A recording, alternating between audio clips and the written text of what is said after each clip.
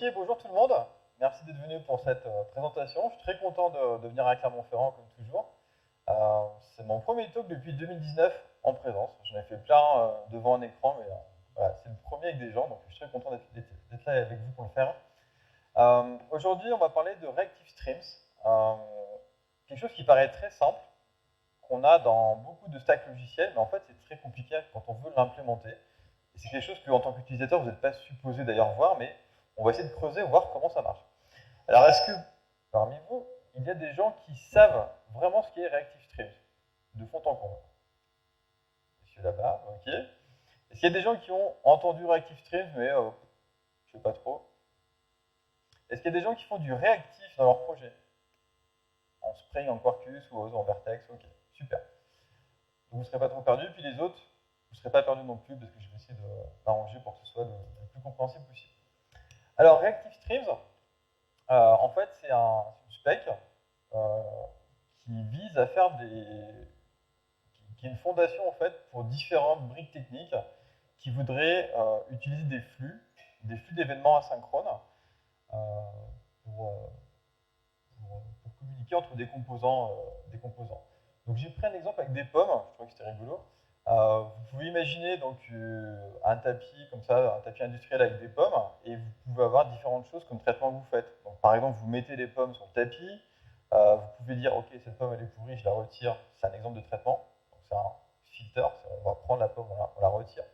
Vous pourriez dire je mets l'étiquette sur la pomme, à la fin mes pommes, je les prends, je les mets dans des cagettes. Voilà, ça c'est des traitements qu'on pourrait faire avec un flux de pommes. Ce qu'il faut voir, c'est qu'il y a un problème très classique quand on fait comme ça des flux d'événements et qu'on est asynchrone, c'est un problème de producteur-consommateur, c'est-à-dire que si le producteur envoie des pommes et que moi avec mes cagettes je suis pas prêt, bah, je me prends les pommes sur les pieds. Quand on fait de l'informatique, on ne se prend pas des pommes sur les pieds, en principe, mais ce qui va se passer plutôt, c'est qu'on va mettre dans des buffers des événements qu'on n'a pas eu le temps de traiter, et quand on met dans des buffers en mémoire, au bout d'un moment, ce qui se passe, c'est que ça va exploser, et donc mon process se fait tuer. Donc ça, c'est ce qu'on veut éviter. Donc Reactive Streams, c'est la fondation, c'est l'API qu'on va trouver dans des choses très populaires comme Mutiny si vous faites du Quarkus, RX Java, qui est vraiment l'ancêtre de tous ces trucs-là, implémente Reactive Streams depuis la version 2, si je ne me trompe pas. AK Streams, voilà, très connu. Project Reactor, si vous faites du Spring, vous utilisez aussi Reactive Streams. Donc, il y a de grandes chances en fait que dans vos projets, il y ait du Reactive Streams qui traîne, mais vous ne savez pas forcément comment ça fonctionne. Donc, ce que vous devez savoir sur Reactive Streams, ce sont des API. Alors, il y a 4 interfaces, c'est tout. C'est vraiment un truc très simple. Des interfaces avec quelques méthodes, donc en apparence, il n'y a rien vraiment très compliqué. Donc, ce que vous verrez le plus souvent, c'est le package org Reactive Streams, qui est, moi j'appelle ça le legacy maintenant, parce qu'on pousse la migration sur autre chose, qui est Flow. Donc Flow, c'est dans le JDK, c'est les mêmes interfaces, mais avec un nom de package différent. Donc c'est emballé différemment, mais c'est la même chose. Et au-dessus de ça, vous avez ce qu'on appelle le TCK, avec le protocole, parce que les API, c'est ce qu'on utilise pour programmer, mais derrière, il y a un protocole d'interaction entre les différents composants. Parce qu'on ne s'envoie pas des événements comme ça. Il y a un protocole de back pressure pour éviter justement de se prendre les pommes sur les pieds. Donc il y a un TCK, c'est un jeu de tests, c'est une suite de tests qu'on peut exécuter pour vérifier si les composants Reactive Streams qu'on a développés sont corrects ou pas corrects. Donc on verra plus tard à quoi ça ressemble le TCK Reactive Streams. Et au-dessus, tout en haut, donc on a ce qu'on va utiliser, donc ça va être par exemple Mutiny, Reactor, un driver pour une base de données qui ferait du stream, enfin voilà, toutes ces choses-là, c'est ce que vous allez plutôt manipuler, mais la fondation qui est en dessous, c'est du Reactive Streams. Et l'intérêt, c'est que je peux avoir un début de stream qui est produit avec du AK Streams, au milieu, je peux mettre du Reactor, et à la fin du Mutiny. Vu que tout le monde implémente Reactive Streams, c'est-à-dire les API plus le protocole, ça doit fonctionner ensemble, en principe. Donc ça, c'est en deux mots finalement qu'est-ce que Reactive Streams, mais en fait avant d'aller là-dedans et vous expliquer comment on implémente du Reactive Streams, comment on le vérifie, je voudrais vous montrer pourquoi c'est important de faire du réactif, surtout dans un monde de conteneurs, ce qu'on voit aujourd'hui. Donc avant de creuser Reactive Streams, on va aller on va en fait faire du système distribué vraiment très basique. On va avoir un service que j'ai appelé Fortune. Alors, je ne sais pas si vous savez, est-ce qu'il y en a parmi vous qui savent ce que sont les fortunes? Il y a des gens qui ont utilisé des vieux Unix il y a longtemps. Donc quand on se connectait, voilà, il y a un petit message qui apparaissait parfois selon comment l'Unix était configuré, ce qu'on appelle des fortunes. Donc j'ai récupéré une base de fortunes qu'on va exposer en tant que service. Le seul problème des fortunes, alors, parfois ça peut être une fortune un peu douteuse, donc si c'est le cas, vous m'excuserez, c'est aléatoire, j'y peux rien. Mais je vais vous montrer à quoi ça ressemble. Donc là, j'ai démarré un petit service en Vertex, et il m'envoie des fortunes. J'espère qu'il n'y a rien de choquant du tout. Bon, ça a l'air d'aller. Donc ça, c'est le service que je vais utiliser pour être interrogé depuis un autre service qui va faire d'autres choses avec. Alors, juste, je vais vous montrer un petit peu de Vertex, vite fait. Je ne sais pas si vous avez vu comment je l'ai exécuté, j'ai fait /fortune.java, donc vraiment comme un script. Donc si vous êtes habitué à faire du Java avec Maven, Gradle et tout ça, ça vous paraît un peu, ça peut paraître surréaliste. En fait, c'est utiliser un truc qu'on appelle JBang, qui est fait par un collègue chez Red Hat, où en fait, votre source Java, c'est un script qui va être exécutable. Donc c'est un programme avec un main, tout simplement. J'ai juste ici les dépendances. Donc je dis utilise Vertex, il récupère Vertex depuis Maven Central et ça devient disponible. Et donc mon microservice de fortune qui m'envoie des fortunes complètement aléatoires, en fait c'est un main. Je récupère donc un fichier de fortune.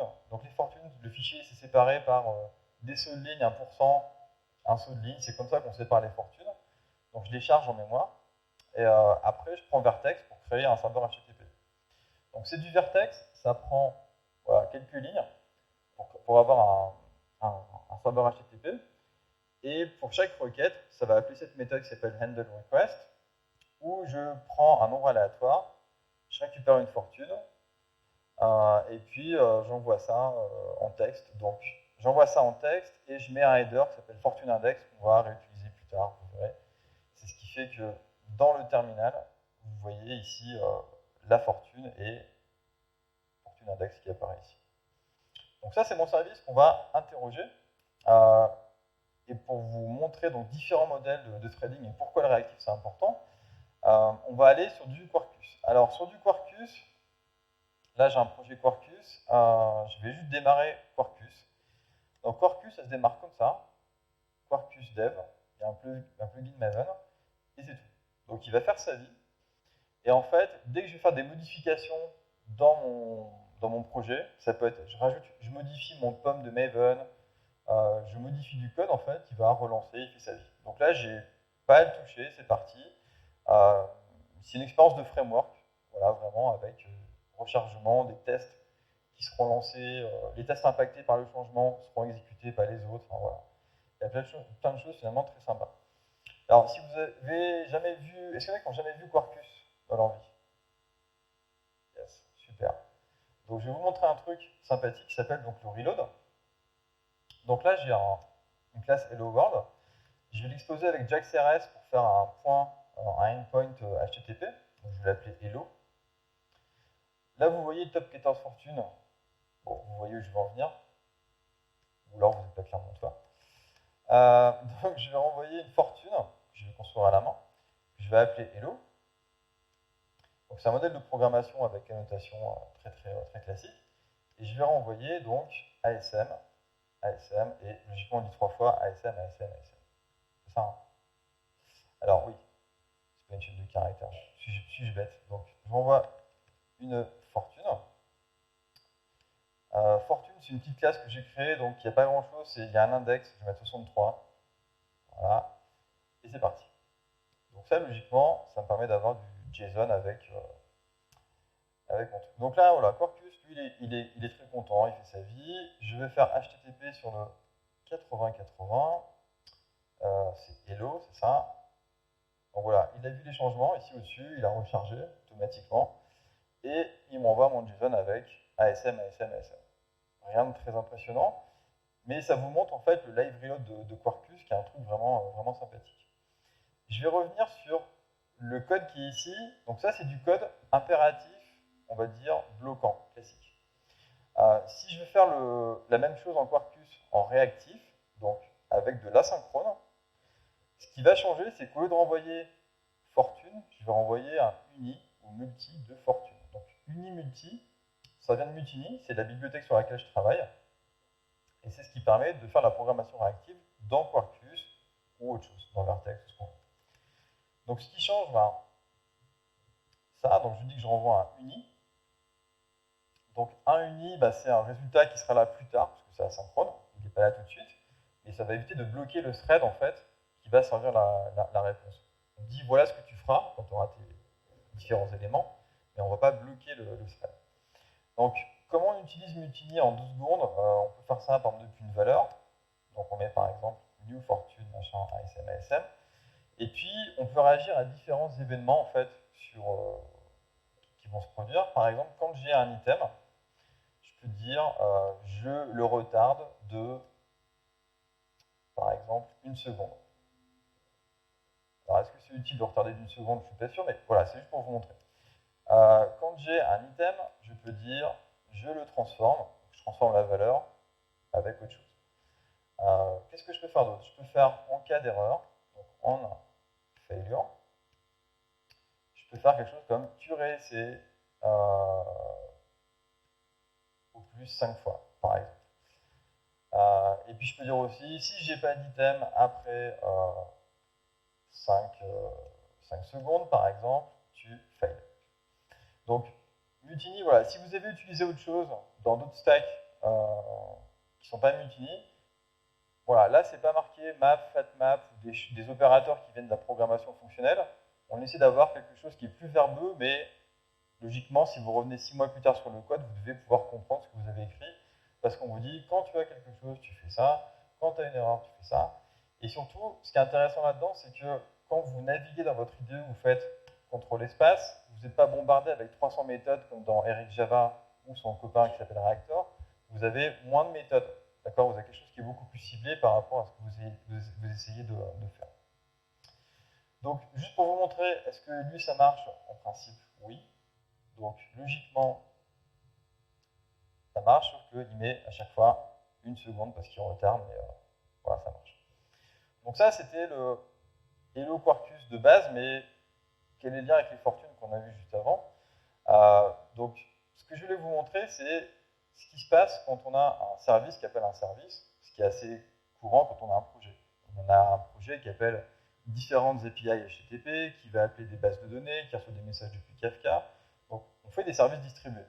D'accord? Même si vous faites un petit peu de monolithe, le monolithe, ça reste un système distribué puisqu'il utilise d'autres services en principe. Donc, on va regarder en fait quel est l'impact de ça. Donc, pour faire ce que je veux, c'est faire donc une requête HTTP vers mon service de fortune, prendre la réponse, donc il y a du texte, et préparer un objet JSON avec ça, dans lequel je vais remettre l'index qui était dans la réponse. Je veux juste faire cette requête. Donc pour ça, je vais utiliser un client HTTP qui vient de MicroProfile, le client, le HTTP client de MicroProfile qu'on a dans Quarkus. Donc, comment ça marche? Donc, c'est un modèle de programmation avec annotation. Vous dites le chemin que je vais interroger sur le service distance est /fortune, ici. Pour savoir où est ce service, c'est dans la configuration. Donc, c'est quelque chose ici que vous avez là, mais qui peut se resurcharger à la volée depuis des variables d'environnement, des fichiers de properties, dans Kubernetes avec des config maps, enfin. Ça se redéfinit. Là, en dur, je dis juste que c'est sur localhost 3000. Et voilà. Donc, j'ai juste dû rajouter une petite méthode parce que donc, quand je fais mon fetch ici qui fait la requête de l'autre côté, je prends un objet de type response qui vient du client MicroProfile. Et en fait, je l'utilise parce que je veux extraire justement le fortune index qui est un header HTTP pour préparer donc ma fortune. Donc, je lis le texte et puis le header. J'emballe ça dans un objet fortune qui sera lui converti en JSON après. Donc ça me fait la logique de faire la requête vers un autre service. Donc, comment ça marche? Donc ici, j'ai un endpoint en REST easy, pardon, avec donc, je l'ai appelé / classique, et puis j'ai get, qui me fait donc mon fetch one et qui m'envoie donc mon service, ma fortune. Donc, si je fais sur 80 et 80, si je fais classique, Voilà, donc ça me renvoie donc, du JSON avec l'index et le texte qui ont été répétés dans l'objet. Et ça, je peux le faire plein de fois. Alors là, si je vais dans Quarkus, au niveau de mes logs, je vois que ça a été exécuté sur un thread qui s'appelle le exécuteur thread 0. Donc c'est tout le temps lui sur lequel c'est tombé. En vrai, ça peut être plus compliqué. Si je prends un outil comme Hey, qui est un outil de load testing, c'est basique, alors là, forcément, je me suis loupé, donc il fait n'importe quoi. Donc, si je vais sur classique, ce qu'on va voir ici dans Quarkus, c'est que j'ai beaucoup plus de threads en fait qui ont été utilisés. D'accord, 32, 39. Hein. Comme j'ai eu beaucoup de requêtes d'un coup, j'ai eu beaucoup de threads qui ont été créés parce que pour chaque connexion entrante, pour traiter ma requête, je dois allouer un thread qui va suivre en fait la connexion. Alors, on peut aussi faire des streams. Donc, on peut répéter en fait plein de fois cette opération pour essayer de voir un peu ce qui se passe. Est-ce que vous connaissez les server-side events, les SSE? Donc, pour ceux qui ne sauraient pas ce que c'est, je vous le montrerai après dans un navigateur, ça permet au serveur de pousser des événements vers du code en JavaScript dans votre navigateur de manière asynchrone. D'accord? Ce pas des WebSockets qui, eux, sont bidirectionnels, mais ça permet de pousser des événements de manière assez simple. Donc là, en fait, en REST easy, ce que je fais ici, c'est que je vais faire un stream SSO dans lequel je vais répéter 50 fois. Donc, je récupère une fortune et je l'envoie. Je récupère une fortune et je l'envoie. Donc, je vais faire un flux en fait de fortune. Et si je vais donc dans mon terminal ici, que je fais HTTP plutôt classique stream, et je lui dis que c'est du stream, en fait, ça m'envoie comme ça des événements, vous voyez, avec des data et puis la fortune qui m'a été envoyée. Donc ça, c'est des choses qu'on peut pousser dans un navigateur. Si vous voulez voir à quoi ça ressemble, donc localhost 80, c'est sur index. Donc, logiquement, il va le résoudre tout seul. Streams everywhere, ok. Il faut juste que j'aille modifier mon fichier HTML. Donc, comment on utilise des SSE? Voilà, très simple. Ce que vous faites, c'est qu'il vous faut, côté JavaScript, un truc qui s'appelle event source. Donc, il va se connecter à la source côté serveur d'un flux de stream SSE. Et pour chaque message, vous faites un truc genre créer un paragraphe que vous mettez que vous allez insérer. Donc, vous récupérez un événement qui a des données, et puis ces données, vous pouvez, ça peut être du texte, du JSON, ça peut être du binaire, ça peut être ce que vous voulez. Donc si je recharge ici, bon, magnifique truc, voilà, j'ai des flux en fait de SSE qui vont arriver. Donc je vous ai parlé de tout ça. Vous me dites super. Dans les logs, qu'est-ce que je vois? J'ai exécuteur thread 0 qui a fait tout le flux. Donc ça c'est sympa. Maintenant, si je le stresse, ce truc-là, ça va être un peu différent. Il vous faudra encore plus de threads que sur le coup d'avant. Parce que, donc, voilà, sur ma machine, ça se passe très bien, il n'y a aucun souci. 44, 54 threads, bon, ok, le truc qui tourne. Simplement, à chaque fois, en fait, dans la boucle dans laquelle je fais mon stream, ici, en fait, ce qui se passe, c'est que, c'est où? Classique API, voilà. En fait, à chaque fois, les entrées-sorties vont bloquer. Donc, si j'ai pas tout reçu depuis mon service de fortune, je bloque, je dois attendre. Donc, c'est pour ça qu'il faut plein de threads pour les connexions HTTP plus faire le truc. Donc, ça veut dire que si j'ai 10 000 connexions de clients qui veulent streamer des fortunes, on ne sait jamais, ça veut dire qu'il me faut 10 000 threads pour que ça tourne.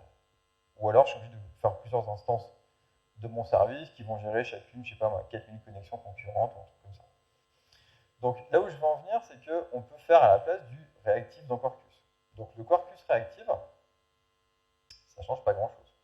Au niveau du client HTTP, la seule chose qui va changer, c'est que au lieu de renvoyer des response ou fortune, je renvoie des uni2, parce que uni c'est une opération asynchrone. Et là, donc, je travaille en flux. Donc je dis, ok, quand on aura la réponse, donc je fais un fetch qui m'envoie un uni de response ici. Je dis, quand tu as la réponse, tu me la transformes, donc tu m'extrais l'entier, tu m'extrais le texte de la fortune, et tu renvoies un fortune dans le flux.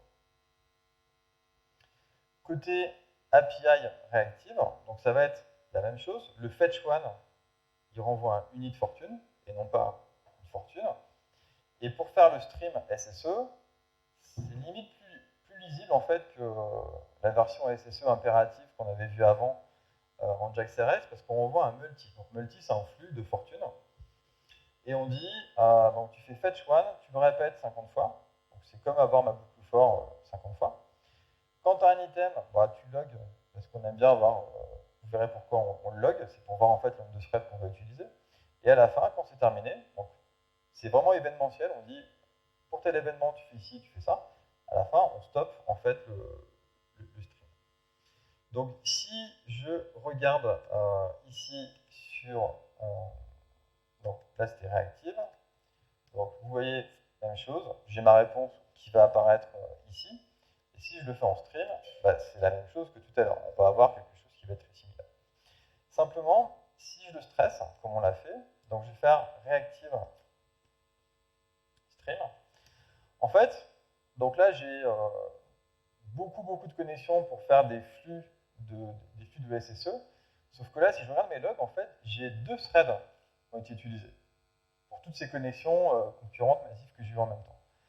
Et c'est des threads, alors vous avez vu, il y a un nom marrant, c'est marqué Vertex Event Loop, c'est parce que Quarkus est basé sur Vertex. Donc tout ce que vous utilisez, même quand vous programmez en impératif classique, ça utilise Vertex avec des entrées-sorties non bloquantes, performantes, et qui évitent d'avoir des tonnes de threads dans votre service. Donc la grande question, c'est pourquoi c'est important d'avoir pas beaucoup de threads? Parce que si vous déployez sur 42 cœurs, ok, très bien, vous pouvez y aller. Faites du bloquant, c'est pas trop un souci. Si vous faites des conteneurs, vous avez souvent quelque chose comme 1 giga de RAM et puis un vCPU. Un vCPU, c'est un petit bout d'un vrai CPU partagé avec plein de monde. Ça vaut le coup d'être efficace sur la gestion des ressources et donc d'utiliser le moins de threads possible pour le plus de connexions possible. Si jamais ça ne vous parle toujours pas, j'ai un collègue qui s'appelle Clément qui a fait un petit test sur de l'EC2. Donc ce qu'il a fait pendant 20 jours, il a fait tourner 3 services avec 800 requêtes par minute, ce qui n'est pas un trafic forcément énorme.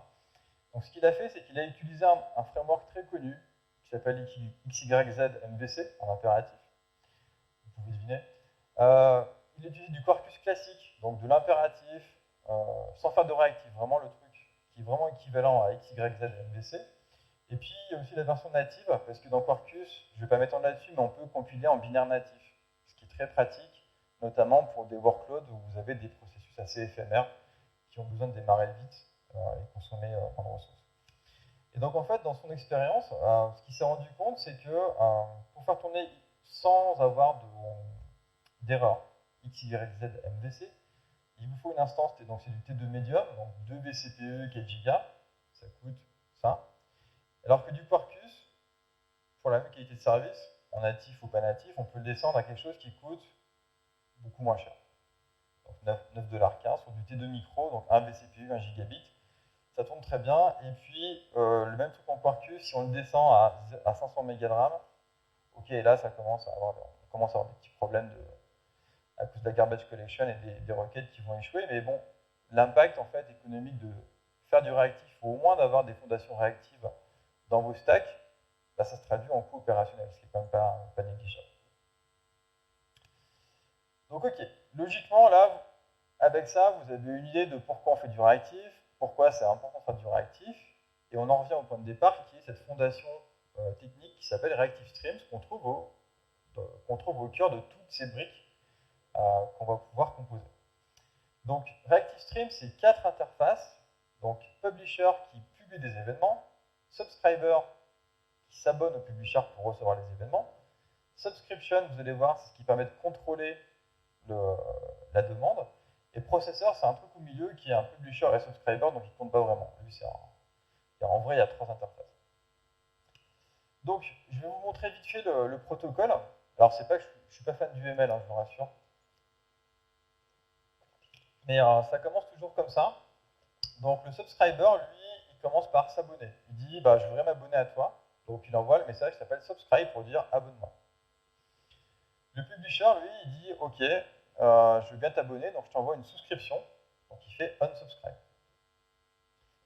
Jusque-là, tout va bien. Donc après, avec la souscription, on peut faire deux choses. La première, c'est demander des éléments. Donc par exemple, je peux dire j'ai besoin de 10 éléments. Ça remonte jusqu'au publisher, et le publisher sait qu'il peut envoyer jusqu'à 10 éléments. Ça, c'est ce qui fait le mécanisme en fait, de contrôle de back pressure. C'est basé sur le fait que le demandeur donne sa capacité. Donc vous dites par exemple, j'ai des cagettes pour 50 pommes, bah, on ne vous enverra pas plus de 50 pommes. Vous en aurez peut-être moins, mais au moins vous n'allez pas en prendre 100 dans la figure et vous retrouvez avec les pommes sur les pieds. Donc on vous envoie des éléments avec onNext, et puis si on arrive à la fin du flux, vous avez un signal qui s'appelle onComplete pour dire c'est la fin, et c'est fini. Comme ReactiveStreams est fait pour des entrées-sorties non bloquantes, il peut y avoir des problèmes. Donc en cas de problème, il y a un signal terminal qui s'appelle onFailure qui vous a envoyé pour dire il y a un problème, le flux est terminé, mais voilà, il y a une erreur pour ça. Donc c'est l'équivalent d'impératif du throw, pour dire je vais throw une exception. Là, je fais onFailure et puis mon flux est terminé avec une erreur. Et tout ça est complètement asynchrone, donc on n'est pas obligé de faire request et puis on attend d'avoir toutes les réponses. On peut faire par exemple un coup, je fais request de 2, puis après je demande 63, donc ça peut se cumuler, les demandes se cumulent, je peux demander un peu quand je veux. Ça peut être demandé depuis des threads complètement différents. Et puis, on peut aussi faire cancel. Donc cancel, c'est pour dire, bah en fait, je veux plus recevoir de pommes, donc arrête de m'en envoyer. C'est pas immédiat dans la spécification, c'est-à-dire qu'on peut encore recevoir des événements après, mais dans un temps raisonnable, on arrête de vous envoyer des pommes, et en tout cas, vous n'aurez pas plus que ce que vous aviez demandé. Donc ça, c'est ReactiveStreams. Donc je demande des pommes, mais j'attends pas qu'on me dise oui, t'inquiète, je t'envoie des pommes. Non, elles vont arriver. Donc, en ayant vu ça, logiquement, vous vous dites, c'est facile. Ok, il y a 4 interfaces. En vrai, je vais en utiliser 3. Oups. Je peux implémenter moi-même du ReactiveStreams. Donc, c'est ce qu'on va faire. Donc, ce que je vous propose de faire, c'est d'implémenter un truc qui envoie des nombres aléatoires emballés dans une chaîne de caractères, et puis on va voir ce qui se passe. Donc, je vais l'appeler myPublisher. Et en même temps, ça va vous permettre de voir finalement qu'est-ce que ReactiveStreams, enfin, concrètement, comment ça s'utilise. Est-ce que c'est assez gros pour les gens qui sont au fond? Un petit peu plus? Ouais, c'est cool, ok. Donc si je veux faire un publisher, il faut dire que j'implémente flow publisher et je donne le type des événements, enfin des éléments que je vais envoyer. Donc dans publisher, j'ai une seule chose à implémenter, c'est subscribe. Parce que mes subscribers, qui sont ici, ils vont m'appeler pour me dire, bah abonne-toi, je voudrais m'abonner à toi. Alors mon publisher, c'est juste pour faire plaisir au TCK, vous verrez pourquoi après, je vais mettre un nombre d'éléments max pour dire quand j'envoie un signal terminal. C'est pas un truc qu'on fait tout le temps, mais je vais vous montrer à quoi ça ressemble. Max elements. Voilà, je vais un constructeur. Et puis avant qu'on implémente le publisher de manière naïve, vous verrez pourquoi ça finit par faire des choses qui ne marchent pas, je vais vous montrer un main, et le main, on va l'utiliser pour voir si ça marche à peu près ce qu'on fait. Donc je vais utiliser mon publisher comme ça, donc je fais égal new myPublisher. Je dis que je veux 20 avant d'envoyer le signal maximum. Et puis, si je veux m'abonner, donc je fais publisher. Voilà, j'ai une méthode qui s'appelle subscribe. Et je lui passe un subscriber.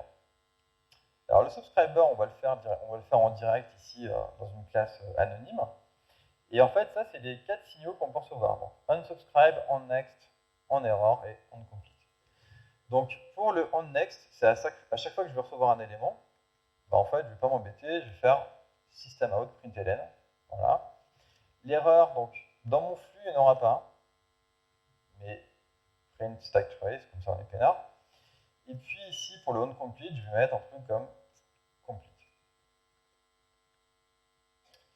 Voilà. Et donc, là où ça se joue maintenant, c'est sur le subscribe. Donc ça, c'est le premier signal que je vais recevoir en subscribe. Je reçois ma souscription. J'ai pas d'élément qui arrive avant, c'est la première chose. On me donne une souscription qui me permet de contrôler le flux. Donc ce qu'on fait généralement, c'est que la souscription, on la met dans un champ. Comme ça, dans les autres méthodes, notamment le onNext, on peut l'appeler pour dire je veux plus d'éléments. Donc ce que je vais faire ici pour l'instant, c'est que je vais faire subscription.request et je vais demander le max possible qui s'appelle long max value. Alors long max value, c'est en reactive stream, ça veut dire j'ai pas de borne, tu peux m'envoyer autant que tu veux, à la vitesse où tu veux, il n'y a aucun souci. Donc quand je fais ma demande ici, du coup mon publisher doit se mettre à m'envoyer des trucs. Et surtout, je remonte ici, mon publisher qui est ici, ce que je dois faire, c'est que je dois passer à mon subscriber le premier signal qui est donc la souscription. Donc la souscription, je vais la faire ici dans une classe interne à ma classe que je vais appeler mySubscription, qui va implémenter flow subscription. Alors je vais juste la passer directement ici en new mySubscription. Je vais lui passer le subscriber parce que j'aurai besoin d'envoyer des événements. Donc hop, tac, et subscriber field. Vous me dites ça va trop vite avec le... Je ne vois pas que vous ayez envie de venir quand même. Alors, on va implémenter, et donc voilà, dans subscription, j'ai deux méthodes à implémenter, request et cancel. Donc, quelle méthode va être appelée quand le subscriber est prêt, qu'il a reçu la souscription, il va appeler request. Alors, il peut appeler cancel s'il veut, mais bon, c'est un peu dommage. Donc, qu'est-ce que je peux faire dans ma requête? Le paramètre, c'est le nombre d'éléments que je veux, que je suis prêt à recevoir. Bon, je peux faire ça. Je peux faire une boucle for. Alors, avant d'aller plus loin, vu que je veux générer des nombres aléatoires, il me faut un random. Voilà. Vu que je dois envoyer un onComplete quand je suis arrivé à max elements, là, il me faut un long qui va traquer le nombre d'éléments que j'ai envoyés. Send counter, tac.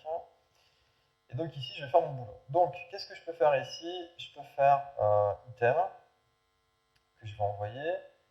Je fais un truc du genre hop, ça plus random next int 200 plus ça. J'ai mon subscriber, donc je lui fais un onNext pour lui envoyer un item. Ce que je vais faire ici, c'est que je vais faire i inférieur à n et mon compteur, je vais appeler sendCounter inférieur à maxElements, i++, et on va faire ici sendCounter++. Et ici, ce qu'on va dire, c'est if sendCounter est égal à maxElements, alors subscriber onComplete. Est-ce que ça vous paraît raisonnable pour envoyer des éléments? Je vais tester. Donc là, quand je vais tester, logiquement, voilà, j'ai mes 20 éléments, j'ai pas reçu le message final. Ah bah oui, parce que je le fais dedans, je suis bête. Ouais, non, ok, il faut pas que je fasse comme ça. Hop, il faut que j'incrémente au pire comme ça. Tac. Et là, logiquement, il devrait s'interrompre correctement. Voilà, complete. Donc ça a l'air de marchoter à peu près, c'est une implémentation qui paraît légitime. Alors comme j'ai pas beaucoup de temps, je vais être obligé de pas vous montrer d'autres trucs. Salut Fabien. Ce que je vais faire, c'est que je vais essayer de passer ça au TCK. Parce que le TCK va me dire si mon composant est correct ou pas. Donc je vais l'appeler TCK test. Voilà. Hop. Et pour passer au TCK, il faut donc une classe de base qui s'appelle flow verification, publisher verification. Voilà. Donc c'est un truc qui n'est pas hyper compliqué. Il faut fournir un publisher correct, éventuellement un publisher qui serait cassé, mais là c'est pas mon cas donc je ne vais rien lui fournir. Et puis il y a juste un constructeur, ça donnerait ActiveStream, c'est un peu pénible. Parce que c'est du testng en plus. Alors, tac, public tck test. Et là je vais faire super new test environment et c'est parti. Donc là je lui renvoie un new my publisher de elements et je vais voir si ça passe le TCK. Donc, je vous dis tout de suite qu'il ne passe pas le TCK, hein, sinon j'aurais pas fait ça. Mais voilà, il y a des tonnes de trucs qui vont péter en fait dans le TCK, notamment dans les trucs qui vont péter, vous allez voir, j'ai des Stack Overflow. Tiens, j'ai des Stack Overflow, comment ça se fait que j'ai des Stack Overflow? J'ai des problèmes avec ma gestion de la cancellation, etc. Donc pourquoi j'ai ces problèmes? Donc là, j'en ai quand même 6 tests qui ont pété, c'est pas mal, hein, ça pourrait être pire. La première fois que vous faites du reactive stream, en général, vous n'avez plus que ça. En fait, le problème que vous avez, c'est que les requests peuvent venir de plusieurs threads en même temps.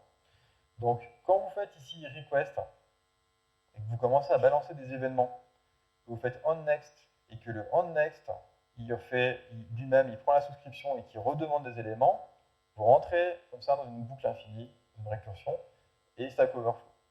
Donc, Reactive Streams, il y a une spec avec des tonnes de règles qui vous dit qu'on doit sérialiser des événements.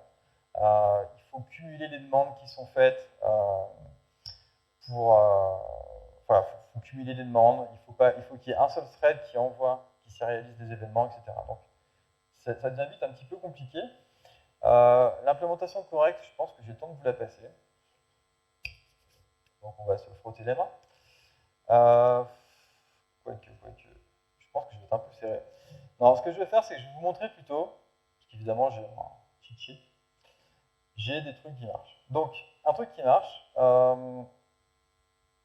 je vais prendre un truc un peu différent, c'est un publisher depuis une collection. Parce qu'en fait, ce que je vais vous montrer, c'est surtout le type de pattern qu'on utilise pour implémenter ça. Donc en fait, le request qu'on avait vu tout à l'heure, en fait, il faut le faire comme ça, pour être correct en termes de sémantique. Donc la première chose qu'on doit faire, c'est, pour respecter le TCK, c'est vérifier est-ce que la demande est correcte. Donc si on demande 0 ou des éléments négatifs, déjà, il faut arrêter le flux pour dire au subscriber qu'il est incorrect. Lui dire, ok, tu n'as pas le droit de faire ça. Donc il faut l'arrêter avec une erreur sur illegal argument exception. Et puis sinon, il faut faire ce qu'on appelle une drain loop. Donc les drain loops, ça fait peur. La drain loop, en fait, c'est quelque chose qui va balancer des événements et qui autorise à ce qu'entre-temps, quelqu'un redemande quelque chose. Donc, pour faire ça, en fait, il faut qu'il y ait un seul thread qui travaille. C'est-à-dire que si quelqu'un est en train de bosser, il faut un mécanisme pour dire ok, je te rajoute des pièces, ok, donc le prochain coup, tu continues de m'envoyer des trucs, mais c'est pas moi qui vais y aller. Donc pour faire ça, on utilise une espèce de sémaphore qui est un atomic integer en général, qu'on appelle WIP pour Work in Progress. Et l'autre chose qu'on fait, c'est qu'on la demande, en fait, on la cumule. On la met dans un atomic long qui nous sert de panier de combien de pommes on a demandé jusque-là, qui sera modifié au besoin. Donc, le pattern, c'est toujours comme ça. On a toujours ce truc-là ici, avec la sémaphore Work in Progress, qui nous permet de dire, get an increment. Donc si on a 0, ça veut dire qu'on est le premier request qui arrive sur le publisher et il ne se passe rien. Et par contre, si on n'est pas le premier, bah, ce sera forcément positif, quoi. Et donc si c'est positif, je dis ok, j'ai incrémenté le compteur, mais moi je m'en vais parce que c'est pas à moi d'aller mettre des événements. Il y a déjà un thread qui est en train de le faire. Là après, on commence à avoir du code qu'un outil comme Sonar déteste. Donc on a des boucles infinies, des trucs, passez pas ça dans des outils parce que là vous allez vous faire taper dessus. Et donc il vous faut prendre la demande courante au moment où vous rentrez dedans, et puis vous allez commencer à compter avec une boucle infinie, et puis vous envoyez. Et puis vous regardez, est-ce qu'entre temps, j'ai pas été cancelled par le subscriber? Est-ce qu'il m'a pas dit, ok, j'ai plus besoin de toi? Donc ça on le fait régulièrement, on regarde est-ce que j'ai été cancellé. Et puis après, donc là vous avez la logique qui dépend, donc là c'est parce que j'itère sur un itérator. Tout à l'heure, j'aurais incrémenté mon compteur, j'aurais appelé mon générateur aléatoire, etc. Donc là, je fais le boulot. Et puis, quand on arrive au bout, on s'annule, donc on se auto-cancel. On envoie un complete ou un on error quand c'est la fin du stream, etc. Et puis à la fin, donc on traque le nombre d'éléments qui ont été émis. Et à la fin, on fait toujours ça. Donc, on prend la demande, on enlève le nombre d'éléments qu'on a émis dans la boucle qu'on vient de faire.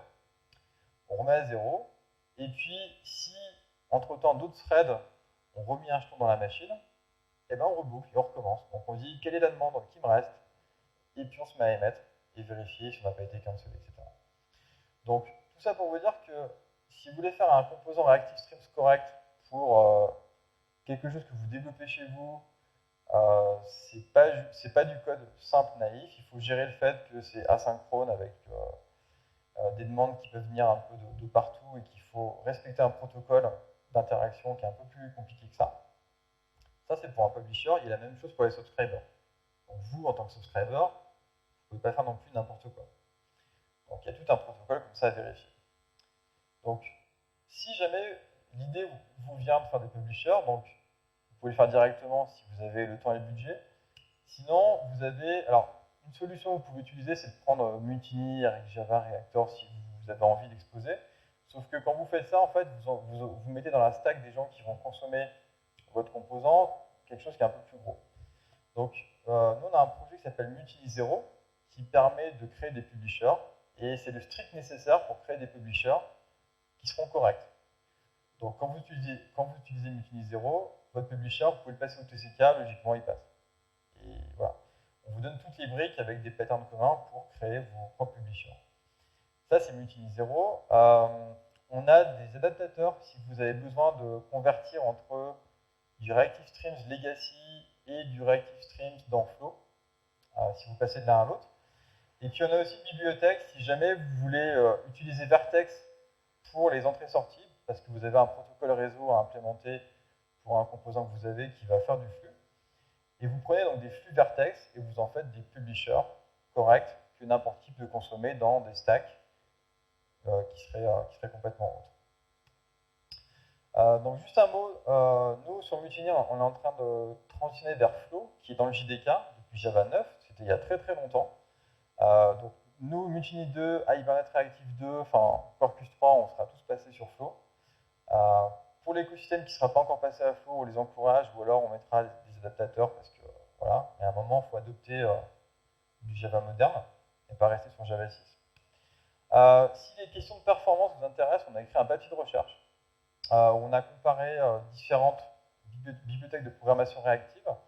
Je ne vais pas vous refaire le papier, mais ce qu'il faut voir, c'est que si vous faites des choses purement CPU en mémoire, n'utilisez pas quelque chose à base de Reactive Streams, c'est pas fait pour ça. Utilisez les streams du JDK ou des streams de Scala ou ce qui vous fait plaisir, mais prenez quelque chose qui n'est pas l'overhead d'un protocole qui est fait pour des entrées-sorties réseau. Et l'autre chose qu'on a remarqué, c'est que dans Mutiny, c'est une base de code qui est extrêmement simple, très facile à comprendre, qui n'a pas d'optimisation un petit peu complexe comme dans d'autres bibliothèques. Donc, on voit une petite différence quand on fait des benchmarks CPU, quand on fait des benchmarks avec des entrées-sorties. Ce pourquoi est fait Reactive Streams, ça sert à rien. Donc, on a une base de code qui est beaucoup plus facile à apprendre. Un mot sur Quarkus, donc, qui est sponsorisé par Red Hat. Donc, les fondations, c'est Netty, Vertex. Vous avez un écosystème réactif de bout en bout. Et vous bénéficiez du côté efficient en ressources, même si vous faites de l'impératif classique. Parce que derrière, c'est comme des fondations réactives qui seront toujours mieux que d'autres stacks qui ne feraient pas ce choix. Voilà, je vous remercie. J'ai été un petit peu débordant en temps. Si vous avez des questions, c'est possible. J'ai 2 exemplaires de mon livre, de mon magnifique livre Vertex in Action à donner. Donc si vous avez des petites questions rapides, n'hésitez pas. On peut les faire aussi en dehors après. Voilà, merci.